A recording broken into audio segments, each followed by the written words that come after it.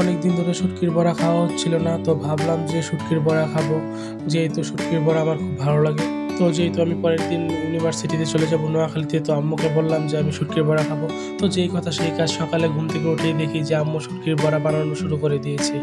শুটকির বড়া বানানোর জন্য আম্মুকে বিভিন্ন কাজে ছোট ছোট ক্ষেত্রে আমিও সাহায্য করে দিচ্ছিলাম, যেন আম্মুর কাজটা করতে আরো সহজ হয়ে যায়। এবং দাঁড়িয়ে দাঁড়িয়ে দেখছিলাম আম্মু কিভাবে শুটকির বড়াটি বানায়।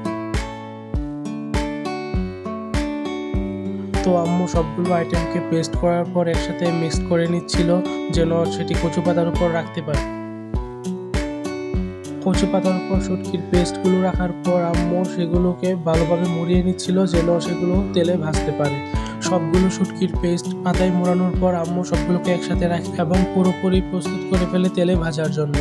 এরপর আম্মু শুটকির পেস্টগুলোকে এক এক করে তেলের মধ্যে ছেড়ে দেয় রান্না করার জন্য। কিছুক্ষণ তেলে ভাজার পর শুটকির বড়াগুলো অনেক সুন্দর একটি কালার হয়ে যায় এবং খাওয়ার জন্য পুরোপুরি প্রস্তুত হয়ে যায়।